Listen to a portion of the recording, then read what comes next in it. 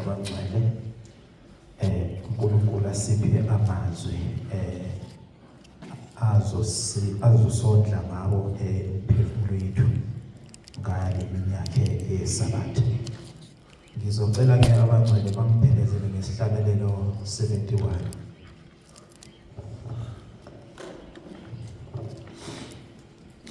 Nkosi yami ngithanda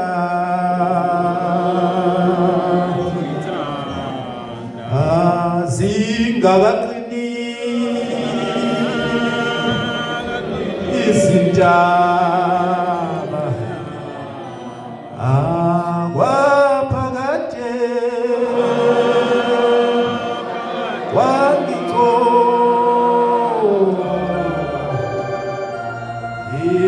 ukuqala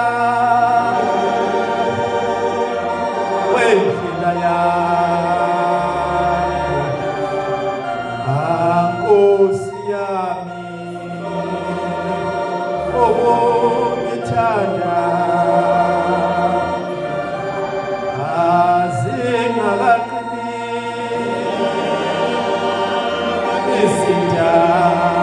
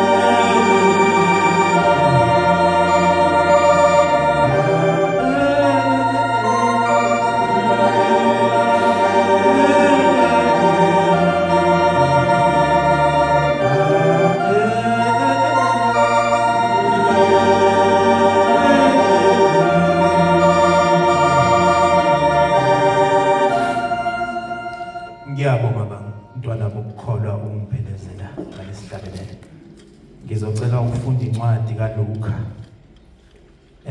uLuka 11.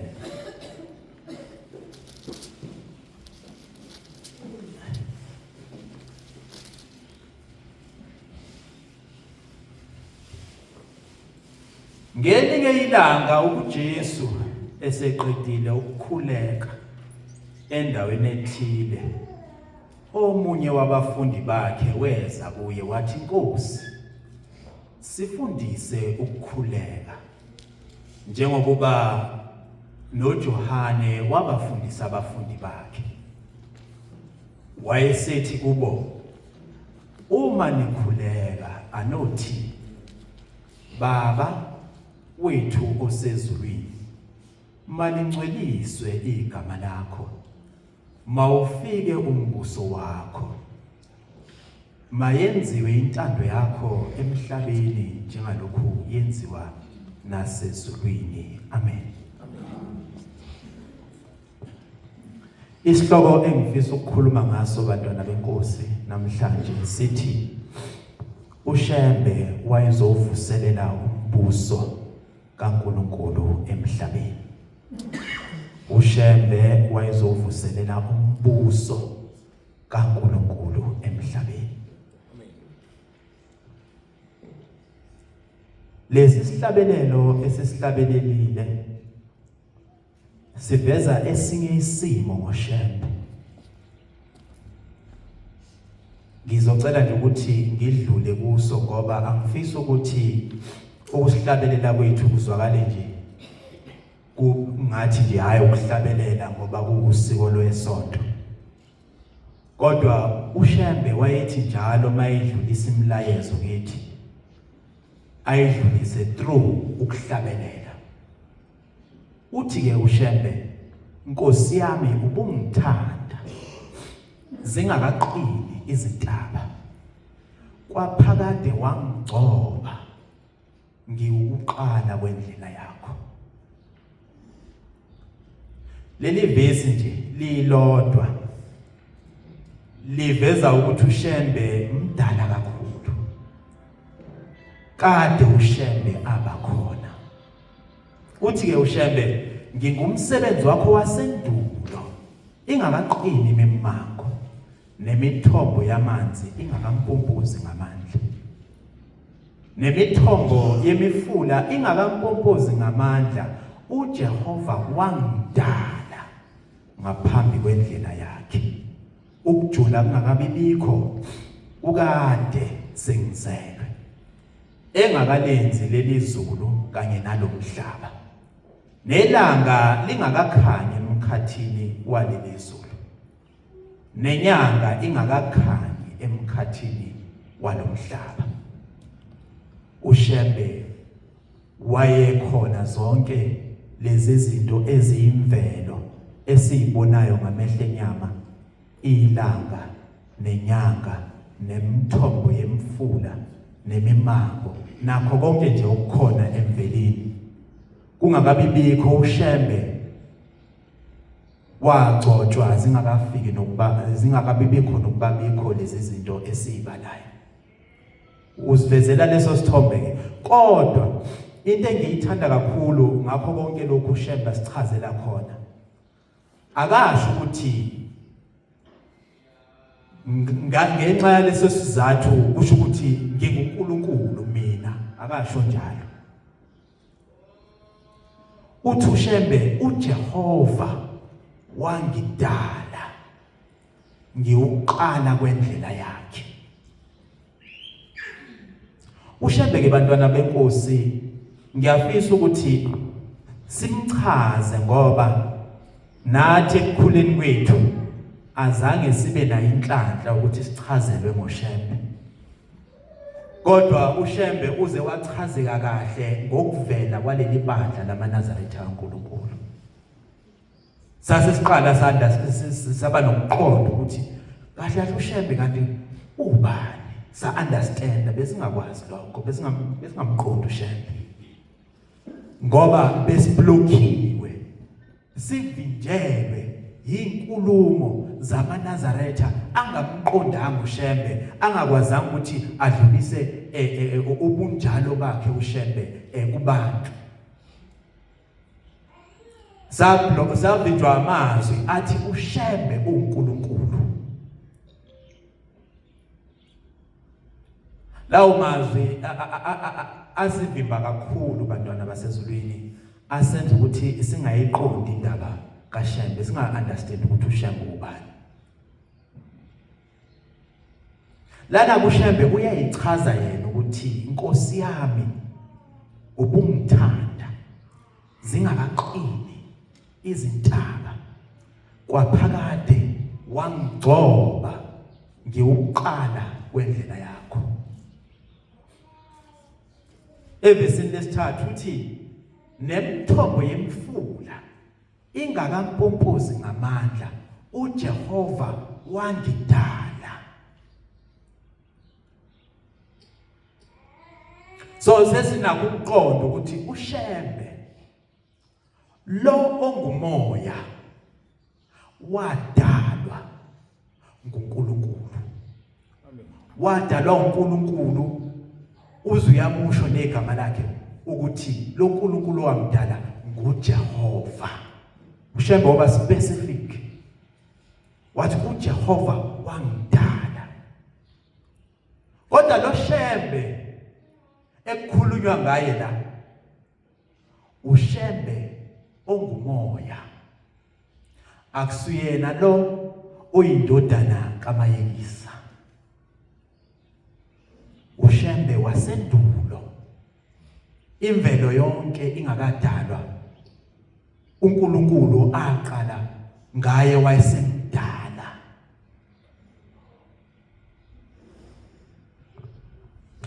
uShembe kamoya lo. Uthi ke uShembe mayesixoxela indaba yakhe bantwana basezulwini, uthi bantu bami sengihlale nani isikhathi eside kakhulu, kodwa akekho phakathi kwenu ongibuzayo ukuthi ngubani, akekho phakathi kwenu ongibuzayo nokuthi ngivelaphi. Uthi uShembe, bantu bami ngimdala kakhulu, kade ngabakhona. Uthi lengilosi eyayivela esihlahleni sivutha kuMose kwakuyimi bantu bami.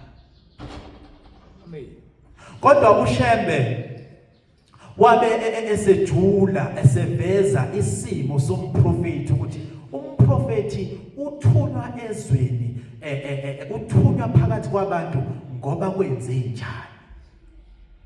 Uthi uShembe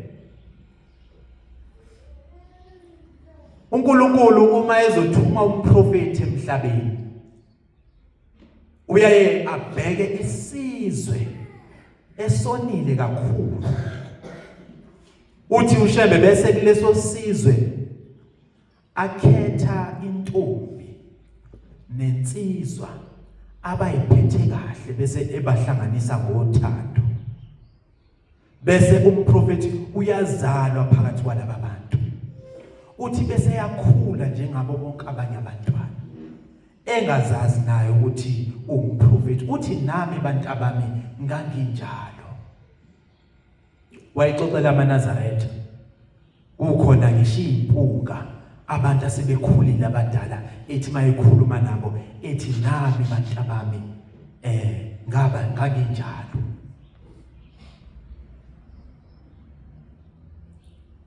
Kwesinye isikhathi abantu ayikhuluma nabo kwakuwabantu ababengaphezulu kweminyaka yakhe kodwa ethi mayikhuluma naye ethi mntanami ngoba uShembe ungowasendulo njoba sisho ihlabelelo. Ngithi angiqale ngichaze ngayo uShembe ngoba uma ngizothi uShembe wayezovuselela umbuso kaNkulunkulu emhlabeni kuye kudinge ukuthi loyo muntu othi wayezovuselela umbuso kaNkulunkulu emhlabeni kuqale kuqondakale ngaye ukuthi lo muntu azezovuselela umbuso kaNkulunkulu emhlabeni kanti yena wayewubani.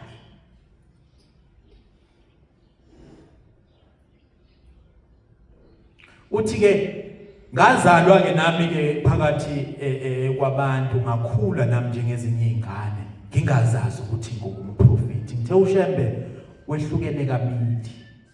Ukhona uShembe kamoya kube khona uShembe wenyama.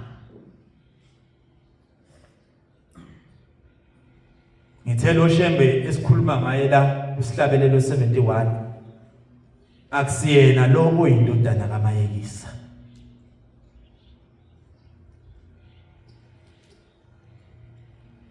Uthi ke uShembe bantwana bokukholwa bantwana abayingcwele ngathi mangikhula uthi kodwa kwahamba kwase kufika isikhathi ngelusile nje ngase ngihlangana noNkulunkulu. Uthi ngezwe izwi elalifika lokuduma kwezulu lase lithi kuqa. Lathi kuqa ngoba ngiyinkosi yakho. Izwi lase limfundisa lithi akathandaze. Lakuphinda kathathu lokho uShembe ke elokhe ephindile naye esho ethi inkosi angikwazi ukuthandaza kodwa wagcina sezizwa naye sekuthandazeka engazi ukuthi kuthandazeka kanjani. Uthi kwaba khona into engathi isondo lapha esifubeni sakhe owayezwa iphenduka wayesezizwa esethandaza. Uthi izwi lasithi hlabelela la ngingasho ukuthi akahlabelele izingoma zomgangela kodwa wayelalithi akahlabelele ingoma yokukholwa ingoma yokudumisa uNkulunkulu. Uthi wathi mayiphika kathathu kwahamba isikhathi wayese emva kokusho kwezwi okwesithathu ukuthi hlabelela. Uthi ngase ngizizwa esengihlabelela ngingazi nami ukuthi kuhlabeleleke kanjani ngokuphenduka kwaleli sondo ngaphakathi esifubeni sakhe. Wakhula kuShembe naleyo lifestyle yokuthandaza nokuhlabelela. Thandaza nokuhlabelela ngisho noma ezokhipha imfuyo kayise esibayeni wayiqala ethandaze noma eyibuyisa athandaze. Wakhula waze waganwa amakhosikazi amane. Wathi mayiseganiwe wathi mayothandaza wayese efikelwa isithonga lethandaza. umoya wakhe wawusuphuma ushiya isidumbu sakhe wayeseyibone semkhathini wabona amadoda ayegqoke ingubo ezimhlophe njengalezi zino emahle efisa ukwafica lamadoda kodwa engaficeki wayeseyibuza ukuthi hawu kwenziwa yini ukuthi labantu mangithi ngizama ukubafica bengaficeki wathi mayisayibuza kanjalo kwase kuphuma umuntu esifubeni sakhe uthi lo muntu kwakubhaliwe emahlombe akhe ukuthi Shembe uthi lo muntu wayesehamba wayokhuluma nalabo bantu wayeseletha kuyimpendulo Shembe ukuthi hayi ngoba wena usahlala esidumbini esingcolile bamkhombisa isidumbu sakhe indaba endekeleyo kodwa angizile kakhulu kuyonke le ndaba ngize kule ndaba ukuthi ukhona oShembe ababili okunguShembe wenyama noShembe kamoya uShembe wakuchaza lokho ezihlabelelweni zakhe lo muntu ke ambone ephuma esifubeni sakhe njalo mayeba curious ngento ethile bese kuba uyena oyombuzela lo muntu okwakubhala ukuthi Shembe lapha emahlombe uthi wathi mayesephaphama esidumbini sakhe esebuyela kwakhe kunkosikazi wakhe omdala uthi wasekukhuluma lo Shembe wathi Shembe wena ubizwa ukuthi uShembe ngoba kuhlala mina Shembe kuwe Shembe wena ubizwa ukuthi uShembe ngoba kuhlala mina Shembe kuwe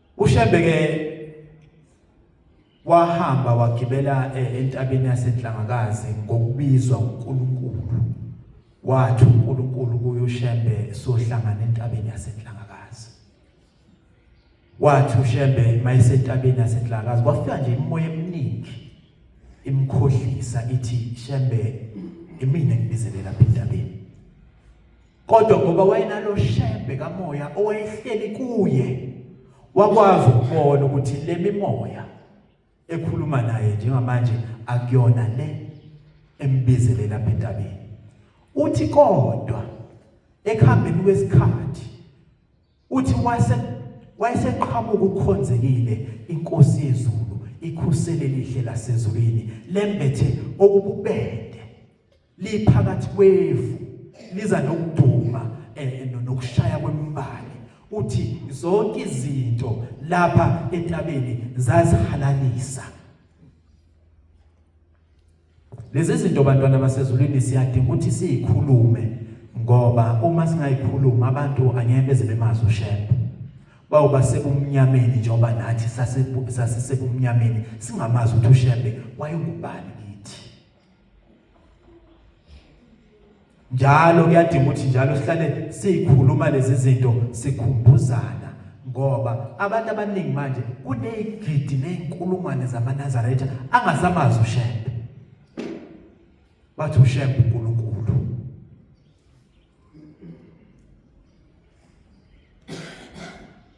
uthi ke maliqhamuka leli khusele lihle lasezulwini inkosi ukukhonzekile umdali wezulu nomhlaba uthi wayembethe ingubo ezinde ezibubende uthi wathi mayifika kuye wayiphethe okwakusatray uthi laselibhulwa leli tray uthi wayesedliswa isidlo senkosi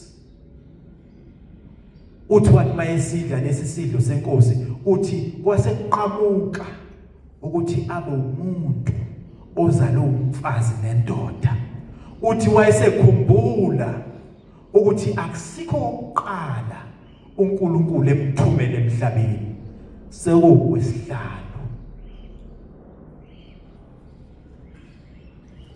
so uShembe esikhuluma ngaye ke bantwana basezulwini thina njengebandla lamaNazaretha kaNkulunkulu ilona owagcotshwa nguJehova umdali wezulu nomhlaba entabeni yomhlangano entabeni yaseNhlangakazi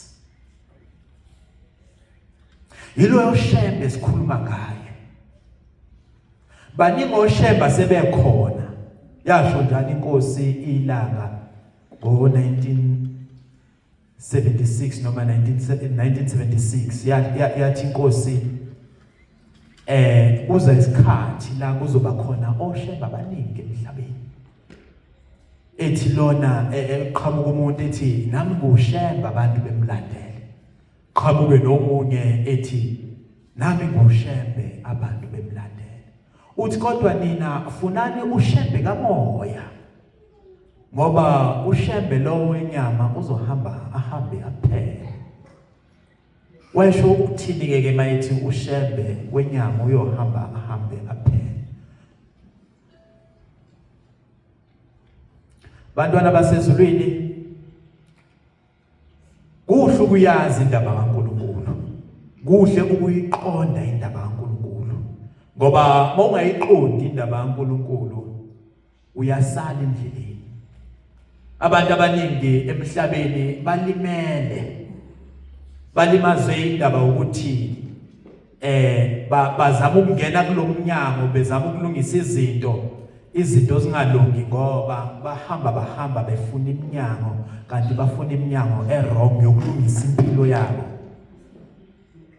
Ngenxa yokuthi abayazi indaba kaNkulunkulu. Wathi ke ushembe inkosi langa ushembe ningamgcobi ngoba manimgcoba uyosheshe aphele. Wathi kodwa ushembe mdleni abe ngaphakathi kwenu. Kusho ukuthini lokho? Makuthiwa ushembe ningamgcobi kusho ukuthi ungahambi ukhomba ukuthi lo hayi ufanele ukuthi engalihola leli bandla. Lona ufanele ukuthi leyo nto leyo iyingozi. Uthi kodwa ushembe mdleni abe ngaphakathi kwenu. Kusho umudla abe ngaphakathi kwakho kusho ukuthi yonke into ushembe ayizosifundisa yona. Asibambeni bantwana benkosi njengezikhali zamantuba. Ngoba lokho uMnazaretha sekuhambe kwahamba kwalahleka isikhathi esiningi. Kade kwasekulahleka uNkulunkulu akufune akucoshe akunikeze esinye isizwe. Lesi sizwe lesi sifike sihambe sikubambe kodwa sihambe bese kuyalahleka endleleni aphinde uNkulunkulu akucoshe akunikeze esinye isizwe. Kwaze kwafika kithi namhlanje. So ingakho ngithi lento esiyifundiswa ushembe asiyibambeni njengezikhali zamantuba. Ingasilahlekeli. Asingabi nathi abantu abawufike bekubamba uNazaretha bese kuhamba bese kuyacisha futhi nakithi. Bengikhuluma ngoshembe kamoya. Inkosi langa eyathi uNazaretha ingcwele funani ushembe kamoya ngoba ushembe wenyama uyohamba aphele. Umprofeti ke uIsaya Shembe bantwana basezulwini wathi mayesemukelisiwe ubupriest basezulwini entabeni yomhlangano entabeni yasenhlangakazi. Wayesesuka lapho esehamba eseyoshumayela njengokuyalezwa uNkulunkulu ukuthi akahambe ayokwakha leli bandla lamaNazaretha kaNkulunkulu. Inkosi ngosise yenkosi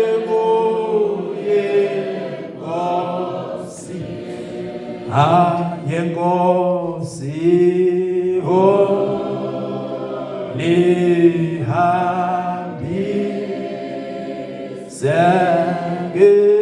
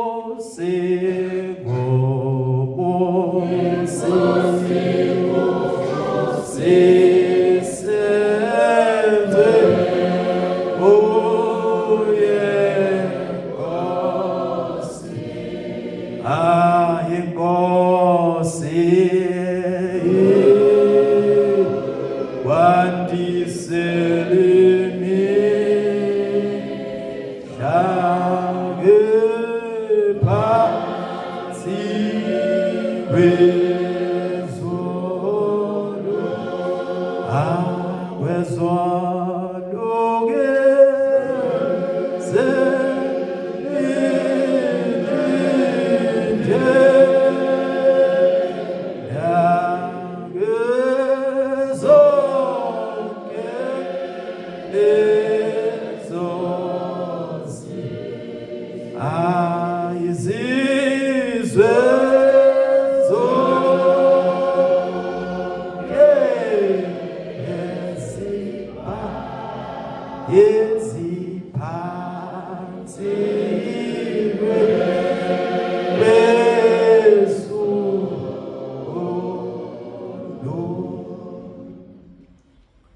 Zasho njalo ke izithunywa zasezulwini ingilosi zasezulwini emhlazana uShembe ethunywa uNkulunkulu ukuthi akeze ezovuselela umbuso kaNkulunkulu emhlabeni. Zathi inkosi ikubusise wenceke inkosi. Ulihambise wenceke yenkosi nazo izizwe zililindele zonke eziphansi kwezulu. Inkosi ikubusise wenceke yenkosi zililindele zonke lezo zizwe zonke eziphansi kwezulu. Inkosi ikubusise wenceke yenkosi uhambise izwi lakhe wenceke yenkosi. Lezi zizwe zililindele zonke eziphansi kwezulu. uJehova akwakhe nceke yenkosi uhambise izwi lakhe nceke yenkosi. Lezi zizwe zilindele zonke eziphansi kwezulu.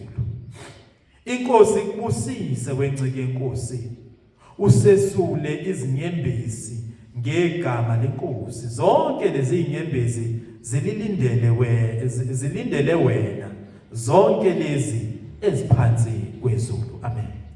Amazwi lawa ke uShembe awathola mhlazane uNkulunkulu emthuma ukuthi akahambe ayoshumayela leli lizwi kubuye umbuso kaNkulunkulu emhlabeni.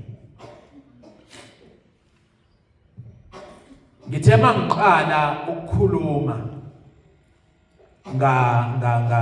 ngavula ngencwadi kaLuka 11 la kwagijima khona angazi noma umfundi noma kwakungabafundi bagijima bahamba baya enkosini yabo uYeshua uJesu ngokwamaKristu lawa anamhlanje agijima aya kuye ayisethi mfundisi siyacela nathi usifundise ukuthandaza. Laba bafundi babe inspired, they were inspired by abafundi bakaJohane. Babe babona laba bafundi bakaJohane bethandaza umthandazo wodwa nabo base beyiyele enkosini yabo base bethi inkosi siyacela usifundise nathi ukuthandaza ukuthi masithandaza kuze sibe muntu munye sothandaza kanjani. Wayesethi uYeshua anothi manithandaza nithi baba wethu usezulwini igama lakho maliphathwe ngobungcwele umbuso wakho mawuze intando yakho yenziwe la emhlabeni njengalokhu yenziwa ezulwini. Kukho konke ukuthunywa kukaJesu lomthandazo wakhe usinikeza a clear picture ukuthi yini into kahle kahle I am more concerned ngayo ayikhathazeke ngayo. Waye concerned ngokuthi igama lika Jehova umdali wezulu nomhlaba liphathwe ngobungcwele emhlabeni. Oqala lokho waye concerned ngokuthi umbuso kaNkulunkulu awubuye emhlabeni awehle uze emhlabeni sibuswe la emhlabeni njengalokhu uNkulunkulu ebusa ezulwini. Intando kaNkulunkulu yenziwe la emhlabeni njengalokhu intando kaNkulunkulu yenziwe emhlabeni njalo kwenziwa nasezulwini. Iconcern yokuqala yendodana kaDavide kwawukuthi umbuso kaNkulunkulu wehlele emhlabeni, intando kaNkulunkulu yenziwe emhlabeni njalo kwenziwa nasezulwini. That is very important. Amakholwa amaningi amaKristu ayawuthandaza lo mthandazo. Kodwa ngiyibuza ukuthi bayawuzwa yena ukuthi uthini? Bayoqonda yena ukuthi lo mthandazo ukukhulumayo ukukhuluma uthini? Into enkulu indaba yombuso. Ngoba njengoba silapha nje eNingizimu Afrika kunembuso eminingi. Lembuso lena iyalisana, yonke lembuso ifuna ukusibusa politically. Khona amaqembu ezepolitiki, lamaqembu ezepolitiki ayimbuso ngokwayo. Ayakulwela ukubusa thina njengabantu. Leli qembu lithi hayi thina singabusa kangcono, naleli lithi hayi thina singabusa kangcono. Kungasiona ke amaqembu ezepolitiki kuphela akhona adinga afuna ukusibusa. Kodwa kukhona nemibuso yenkolo. Yonke lemibuso yenkolo ifuna ukuzosibusa emhlabeni. Ukhona umbuso wenkolo yomdabu. Kukhona umbuso wenkolo kaJesu, ukukhonza uJesu. Uthi uJesu uNkulunkulu. Khona umbuso njalo emhlabeni. Na ufuna ukuzosibusa. Khona umbuso wasemathaveni, wasetshwaleni, na ufuna ukuzosibusa. Umbuso loyo ngokwawo. It is a lifestyle ethile abafuna ukuthi ungene ngaphansi kwayo, uphile ngaphansi kwayo, ube yiyo. Kunombuso wakwaShembe, na ufuna ukuzosibusa. Miningi imibuso ekhona. Uthi ke uYeshua thina asithandazeleni ukuthi igama likaJehova liphathwe ngobungcwele. Bese uJehova umbuso wakhe wehla uza lapha emhlabeni. Sibuswe nguJehova, intando kaNkulunkulu siyenze lapha emhlabeni njengalokho yenziwa nasezulwini. Now yini intando kaNkulunkulu? Intando kaNkulunkulu imithetho kaNkulunkulu. Umuntu mayethi la ekhaya ngizoyenza intando yami, uthi la ekhaya ngizogcina umthetho wami. So noNkulunkulu naye unombuso ofisayo ukuthi abantu baphile ngaphansi kwawo. Kwakwaba khona isikhathi mawufunda incwadi kaSamuel, uSamuel 8, Samuel uqala chapter 8. Abantu bateleka bathi nathi sesifuna ukuba nenkosi ebonwayo njengezinye izizwe, sibuswe nathi sibe nenkosi ezohamba phambi kwethu. Wasabathe umprofeti uSamuel bathi hayi nathi sesifuna ukufana nezinye izizwe, sifuna ukuba nenkosi esoyibona ngamehlo. Wazwadumala uSamuel, uNkulunkulu wathi hayi Samuel, ungakhathazeki ngalaba bantu. Njoba benza njena nje abalahli wena, kodwa abalahla mina, kusho uNkulunkulu. Sasiyisizwe bantwana basezulwini, esinkosi yethu yayinguJehova. Sasingafani nezinye izizwe. Inkosi yethu kwakuJehova umdali wezulu nomhlaba, kuyena oyinkosi yethu. Yesi sasiba nabo abaprofeti, sibe nabo abahluleli, amajaji ayebakhona amele indaba zethu. Kodwa umuntu owayeyinkosi yethu kwakuNkulunkulu. Kodwa kwahamba lokho abantu bathi abasakufuni, sebefuna bona ukubuswa inkosi abazoyibona ngamehlo. So uNkulunkulu waba inkosi yabantu kanjani? Kubalekile lokho ukuthi kwazeke. uNkulunkulu waba inkosi yabantu ngoba uNkulunkulu wathi mayesedalile izulu nomhlaba esekudale konke wayesedala umuntu kodwa umuntu wahamba walahleka endleleni kaNkulunkulu wahamba kwase kuba khona abantu emhlabeni emva kwazamcolo uzamcolo usudlulile bazakhela izithixo zabo base beyikhonza lezi izithixo bathi babesayikhonza kanjalo bonke abantu emhlabeni bakhonza izithixo bakhonza oNkulunkulu bamatshe nemithi bonke abantu bamhlubuka uNkulunkulu kodwa basiqhamuka indoda eyodwa elungile uAbraham yayesithi cha ayikho yonke lento enikhonzayo uNkulunkulu okhona nophilayo noNkulunkulu wangempela uNkulunkulu owadala izulu nomhlaba uNkulunkulu owadala thina sonke wadala isinto sonke wadala imvelo yonke uyena uNkulunkulu ekumele ngabe siyamkhonza lo muntu uNkulunkulu wathi mayesebonile eselilahla nethemba ngabantu wathi mayembona lo muntu uNkulunkulu wayesemthanda wayesemthembisa wathi enzalweni yakho kuyoba khona abantwana uyoba nabantwana abangangeenkanyezi zezulu abangangehlabathi zolwandle kwakuthusa ke lokhu uNkulunkulu ayekusho ngoba lo muntu ayikhuluma naye waye umuntu wayesemdala kakhulu eseneminyaka eyikhulu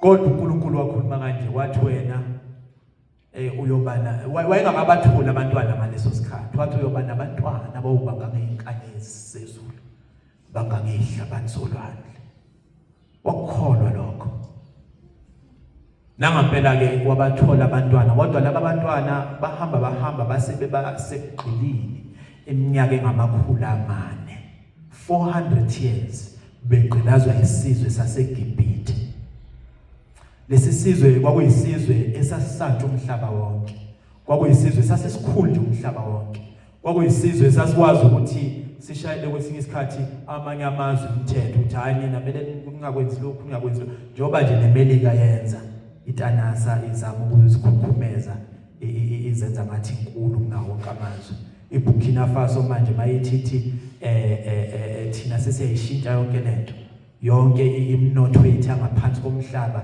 sesifuna ukuthi isebenzele thina sizenzele thina umnotho wethu isizwe sethu siphile kube nawo wonke amakhono esiwathathayo lamakhono izinto seyithathe ziyo refine amagolide siwathathe yo refine kwamanye amazwe thina so irefine la thina igolide ikhale melekithi cha lo muntu sefuna ukuzoyinothisa ngabantu akabulawe lo muntu so neGibhithe lalinjalo kwakuyizwe nje elalitamasa liphila kahle lingaphezulu kwabanye amazwe kodwa likhonza izithixo ke leli lizwe lalinezithixo ezahlukahlukene wafika uNkulunkulu wayeselishaya walishaya uNkulunkulu kabuhlungu ngoba zonke izithixo zaseGibhithe zahluleka ukubhekana naloNkulunkulu oNkulunkulu wokhokho bakwaIsrayeli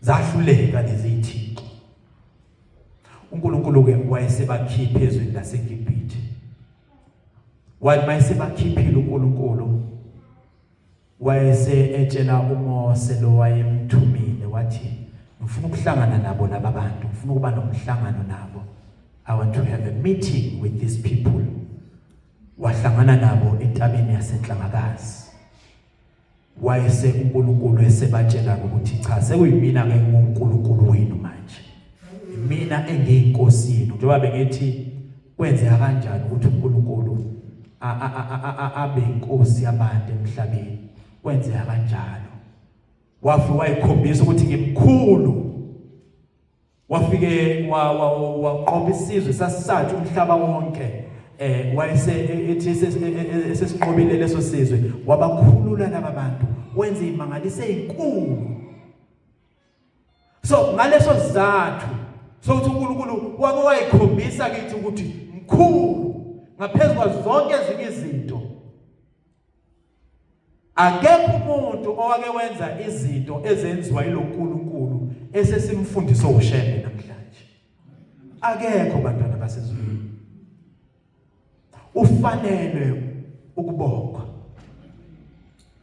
Ufanele ukudunyiswa, ufanele ukukhonzwa ngoba wayekhombisa ukuthi ngiuNkulunkulu onamandla. So ngithi ke waba inkosi yethu kanjalo kodwa ke abantu bahamba basebethi cha thina sesifuna ukuba nenkosi ebonwayo. Bahamba uNkulunkulu bamhlubuka bayikhonzela izithixo zabo. Bakhonza uBhali, bakhonza uAshera. Babamhlubuka kakhulu uNkulunkulu. Namanje abantu bakulesi sikhathi sanamhlanje basasempini yokuthi hayi thina sifuna ukukhonza uNkulunkulu. Sifuna ukukhonza izidalwa zakithi. Sifuna ukukhonza amadlozi akithi. Sifuna ukukhonza ubaba omkhulu thina. Sifuna ukukhonza abantu bakithi. Usho ukuthi manje okhokho bethu singabe sisabakhonza. Ya leyo nto iba inkinga kakhulu ebantwini yokuthi baye emathembeni abangawazi ukuthi azoba nobungozi obungakanani empilweni zabo. Inkinga kakhulu leyo nto. uShembe ke bantwana basezulwini waba nokukhuluma ngo1927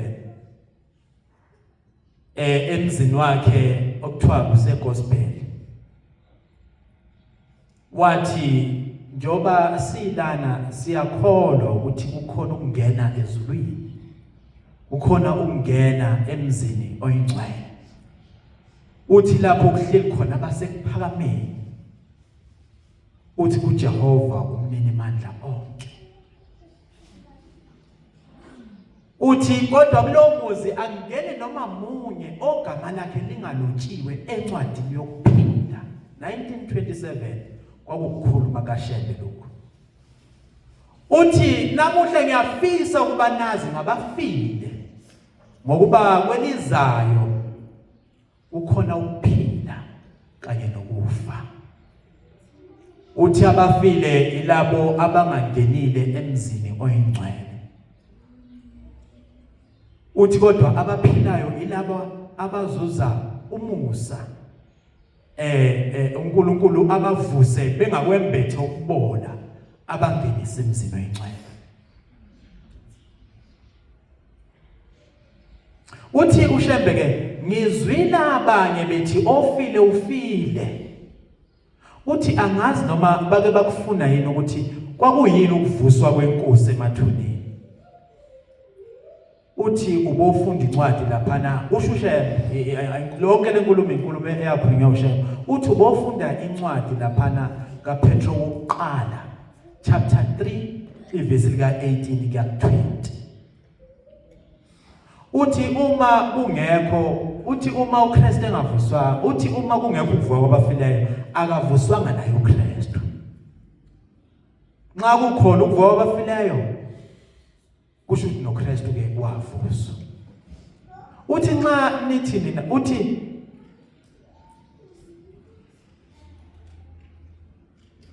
nxa nithi nina bokukholwa nemunye naye nikuphila kanjani okuyiqiniso. Nikuphila kanjani ukuthi okholwayo egameni likaYise nelendodana nelikaMoya naye uyovuka ngokuba emunye nowavukayo. Ngalokhu ukukhuluma esengikukhuluma manje ngizama ukuveza ukuthi uShembe azange azasho ukuthi abantu bakithi abangasekho amadimoni. Azange azasho ukuthi abantu abakithi abangasekho abantu ababi. Azange asifundise thina kanjalo. Kodwa uShembe wasifundisa ukuthi angeke iqhubeke le ndaba ukuze size ukuthi uShembe wathini yena ngendaba yabantu abangasekho. Uthi nxa nithi nina bokukholwa nimunye naye niphila kanjani kuyiliqiniso? Niphila kanjani ukuthi okholwa egameni kaYise nelakhe nelomoya nawe uvuka njoba nendodana yavuso? Uthi nina bantwana basekuphameni yazini lokhu namhlanje ubusisiwe ongamthukuyise nonina ethi bangamadimoni njengokwenza kwabangaqondi bephendukezela ivangeli belenza indaba yabo yomdlalo. Uthi kuhle ukuthi ngisho kini ukuthi indawo yabaphilayo ikhona kini. Uthi kanye nezingilosi. Uthi ohambe ngokulunga inkosi yamvusa imngenise eparadise. Okungumbuso wayo osekuphileni okuphakade. Nansi indaba. Uthi uShembe ngiyazi ukuthi abafile bayisihibe kwabaningi ngenxa yokweqiwa uthando lwabo. Uthi kuhle ukuthanda umzali wakho nesihlobo sakho lokho akubi kuJehova. Kodwa ningaweli ekubathandeni ukwedlula uThixo. Funa neduke nenze okuphambene nomyalo engeniyale ngawo nenayalwa ngawo kuMathewu 10 verse 37. Uthi nizwile emthethweni wayizolo ukuthi anisawukhonza amadlozi. Uthi angeke futhi nisahlangana nabafowenu abenza okunjalo. Iyamangaza lenkulumo bantwana basekuphameni ngoba kukhona amaNazaretha asekhona kulesi sikhathi sanamhlanje athi wona akwazi ukulungisa umsamo. uShembe akasifundisa ngalutho ngomsamo. Uthi nizwile emthethweni wayizolo ukuthi anisawakhonza amadlozi. Uthi anisahlangani nanabafowenu abenza okunjalo. Ukhona amaNazaretha asenza zonke lezi zinto uShembe athi asizenzi. Uthi mawuhamba uma nje kwenzeka sesixwayisa ke umuntu ongazi ngomNazaretha. Uma mhlambe kuye kwenzeka wahamba wathi uvashela ibandla lamaNazaretha. Wathi mawuyonikela wawuse ubuzwa ukuthi ubuzwa umshumayeli osuke eseduze kwaleyo mbenge uthi uzonikela uzobika inkinga zakho kuNkulunkulu. Bese ethi lo mgcotsho osuke eseduze kwaleyo mbenge bese ethi usuwabangenisa inabadala ubozazi ukuthi udukile.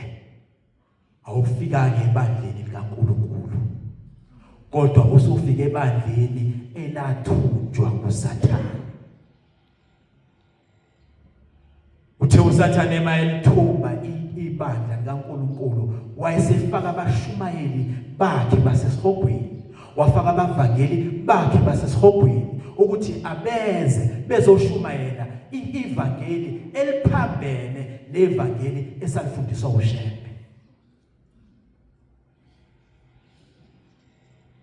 Kwakukhuluma omunye umfundisi kulabo abafundise ngethi abafundisi basesihogweni. Wathi uma wena ungeke uzuzenze izinto zakini uphiye ngokukholwa uthi uyayilimaza. Kusho umfundisi usho ebandleni likaNkulunkulu uthi uma wena uzothi hayi angeke uzuzenze izinto zakini uthi kumele uhambe uyoqala kini uyolungisa umsamo wakini. Kukhuluma umfundisi wasesihogweni. Ngiyakugcizelela nje lokho. So uma kwenzekile ke wahamba wayebandleni wawusuthola inkulumo enjalo uShembe wathi umuntu mayeza ezonikela ezobika usizi lakhe kuNkulunkulu linye kuphela izwi ekumele litholakale kuloyo muntu osuke emeduze kwembenge izwi elithi inkosi ikubusise. Akukho kunye. Akukho kunye. Angeke uthi mawuzonikela bese ngiyakululeka. Mhlawumbe into engakweluleka ngayo ukuthi uma usufika embengeni kaNkulunkulu bese wena uzotholakala usukhuluma nabantu bakini, akuvumelekile lokho. Awukhulumi nabantu bakini mawufika embengeni. Kodwa ukukhuluma kwakho ukukhuluma noNkulunkulu wasekuphakameni okunguJehova. Ukukhuluma kwakho uyakwazi ukuthi ukubhekise kuShembe ongumoya oyingcwele. Kodwa awukwazi ukuthi mawufika embengeni kaNkulunkulu bese ukhuluma nabantu abangasekho. Ukhulume nabo, ubhekise ukukhuluma kwakho kubo. Ngoba abafani laba bantu. Ngingathi nje mangiyicacisa kahle lento. La bantu kwesinye isikhathi isimo umuntu ahambe eyiso esasemhlabeni noma esefile uba yileso simo akashintshi. Uma umuntu wayenomona noma esefile uyoba nomona. Khona abantu ababengawuthanda umuzi wakamfowabo noma wakuphi. Wena uthi mawufika lapho uzonikela la embengeni ukhulume namakhehla kini, yoqhamuka lelo khehla lakini elangawufuna umuzi wakini lithi suka lapha. Uthi ufuna umuzi wami, usho njalo babumelusi. Uthi ufuna imoto yakhe, awuyingane ehlathini uyoyikheli intingo laphana wakhe isliphi. Lesikhathi samanje umoya ufika ukutshela ukuthi hamba uyokhanda isliphi uhambe ngaso. So isimo labantu abahamba beyisemhlabeni noma sebefile baba yiso leso simo. So indlela esafe esayifundiswa uShembe ukuthi sikhulume, ukukhuluma kwethu sikubhekise kuNkulunkulu wasekuphameni onguJehova. So ngibuyela kule yankulumo uShembe ayikhuluma. Uthi ke uShembe angeke nisahlangana nabantu bakini futhi angeke nisakhuluma nabantu angeke nisakhuluma namadlozi nina ngokwenu. Amakhehla ayilalele onkwanyana nomzelemu akuthiwa adideka kakhulu ngoba kwakuyimpilo ababeyiphila. uShembe ke kwathi mayefika abantwana benkosi wafika impela kubantu ababengamabhinca, abanye bathi amabheshu nezidwaba, abantu bamaZulu bakudala. Wafika kubantu kanjalo. So impilo ababeyiphila babeyazi, babazi ukuthi kumele ukukhuluma kwethu sikuthathe sikubhekise kobabamkhulu. Obabamkhulu bawukuthatha lokukhuluma kwethu bekuse kumveli qha. Babazi kanjalo. Babengasazi isimo sokuthi imimoya iyayishape shifter. Iyakwazi imoya ukuyishape shifter ifike kuwe nangamaphupho. uSathane wayeseyibonile leyo ntombi ukuthi abantu bakhonze abantu bakubo abangasekho kakhulu. Wayeseyisebenzisa leyo ntombi uSathane. Wayesengena kubantu, wayiphendula, wazenza abantu bakubo abangasekho. So ngithi ke uShembe bantwana basezulwini wayithunywe into enkulu ukuzovuselela umbuso kaNkulunkulu emhlabeni. Leli bandla lamaNazaretha kaNkulunkulu lisikolwe. Ziningi izinto engayithintanga, kodwa ngithinte nje lezi engiyibonayo mhlambe zibalekile kulesikhathi samanje ukuthi abantu bazi ukuthi uJehova uyithemba namathemba. Uyithemba elingaphezulu wonke amathemba khona emhlabeni. Ungumoya ongaphephela kuwo. So akhala ke lamakhehla onkwanyana nomzelemu bathi awuncike inkosi usho ukuthi angeke sabahlabela okhokho bethu na? Wathi uShembe, cha bantwana bakaNhliziyo, okwenu kuhle ukuba nibakhumbule ukuba nibanikelele enadini elikhulu emzini kaJehova ekuphakameni, kunokuba nenze njengalabo abanganaye uThixo. uShembe ngiyacela abangcwele ongakwazi nje ungiphuthumela ngitholile incwadi kaJohn 5 ivesi lika 28 to 29. Uthi ke uShembe mayiqhubeka nalendaba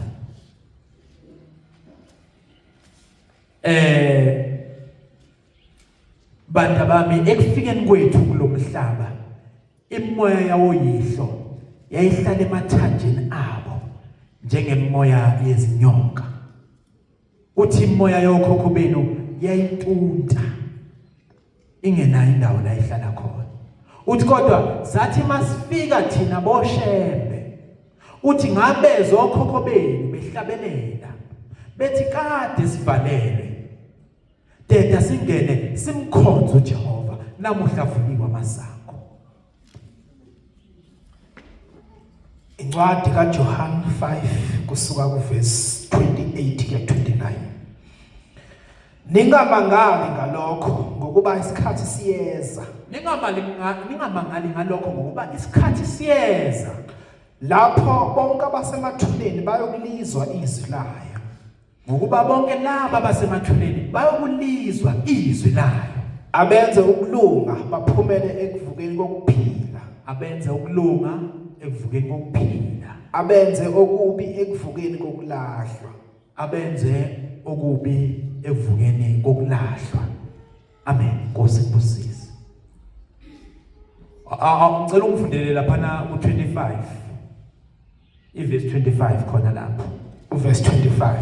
Ngiqinisile ngithi kini, isikhathi siyeza sesikhona namanje sikhona lapho abafileyo bekulizwa izwi lendodana kaNkulunkulu. Lapho abafileyo bayokulizwa izwi lendodana kaNkulunkulu. Abezwayo bayaphila. Abezwayo bawuphila.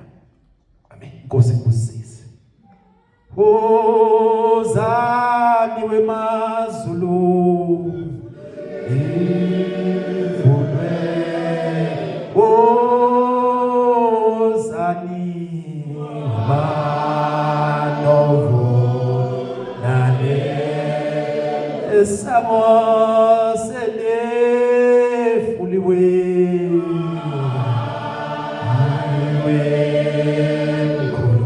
olani vani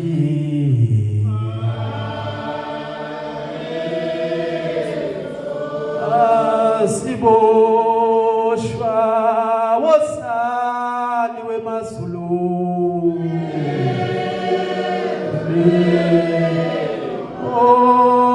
osani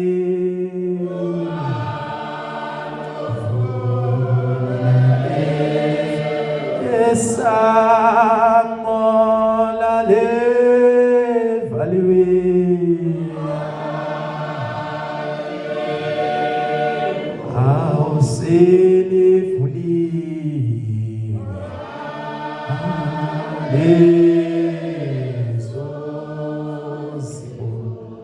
bezwa amakhehla kithi asendulo, okhokho bakithi basendulo bezwa izwi libamemeza lithi wozani wemazulu. Basebemangala bathi livulwe ubani isango kade sasivalelwe, deda singene simkhonze uJehova, namuhla vuliwe amasango. Wafika ke uShembe bantwana basekuphameni nalokho ukukhuluma, uthi ekufikeni kwethu kulomhlaba uthi sathi masifika thina boShembe, uthi ngabezwa okhokho benu behlabelela bethi deda singene simkhonze uJehova, kade sasivalelwe, namuhla avuliwe amasango. uthi uShembe ukube abantu bebazi bebeyobuthana kanye nathi ekuphakameni sikhalela basekufeni ngokuba basosizini besonxuza ukuba bagezwe bathethelelwe izono zabo bangeniswe emzini oyingcwele. Akukho ukukhuluma okwabakukhulu njengokukhuluma okwafika noShembe. uShembe wafika wazokhulula abantu ababeboshiwe. Uthi ke namuhla la ilowo nalowo akaxusele uyise nonina kuNkulunkulu ukuba bakhunjulwe ekudingisweni bangeniswe eidini elingumoya wakhe ethembeni elisha. Lengasekugcineni kwalenkulumo uShembe uthi uma abalindi bebopha isigelekeqo bezivalele etilongweni ngabe usihlawulela kuso noma kusibophile na? Uthi impela isaphula mthetho sishweleze inkosini yomthetho asishwelezi kuso. Uthi kanjalo noyihlobeni nxusani inkosi yomthetho ukuba ibaphule ematilongweni. Ayikho clear lenkulumo. It's very clear. Uthi nxusani inkosi yomthetho uthi ibaphule ematilongweni. So into elula esafike sayifundiswa uShembe esayitshelwa na uYeshua ukuthi ihambe yenzeke ukuthi abantu bakithi abangasekho siyahamba sifike sibacelele uNkulunkulu ukuthi bathethelelwe izono zabo bagezwe bangeniswe ezulwini. Into enhle leyo esayifundiswa uShembe. Uthi ke uShembe uma abantu besekuphakameni uthi abantu basekuphakameni abasiwa amadlozi abayizo futhi nezithutha uthi kodwa bangabangcwele ngoba bahlezi nongcwele ebungcweleni bakhe. Uthi kodwa laba bangaphandle kwezulu abangaphandle komuzi wenkosi enkulu uthi yibo labo abangamadlozi abafuna okwabaphilayo ngenxa yokungabi nandawo. Ngawafundeni incwadi lapha kuSambulo ithi abantu masebesezulwini abasadingi abasasweli lutho abasalambile abasalambi futhi abasobi.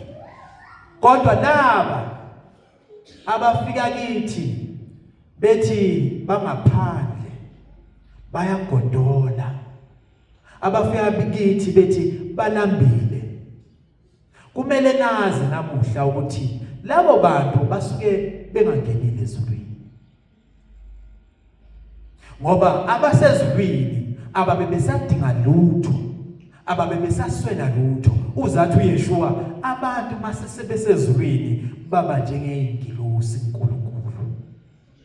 Uye uthi wena mawukhuluma noNkulunkulu umbikela usizo lwakho bese uNkulunkulu abheke ukuthi iyiphi ingilosi engayithuma kulomuntu ukuthi kusuke lolusizi lakhe abheke. Kwesinye isikhathi abone ikhehla lakini eselangene ezulwini ukuthi wena walicelela kuNkulunkulu ukuthi lithethelele izono zalo lingeniswe ezulwini.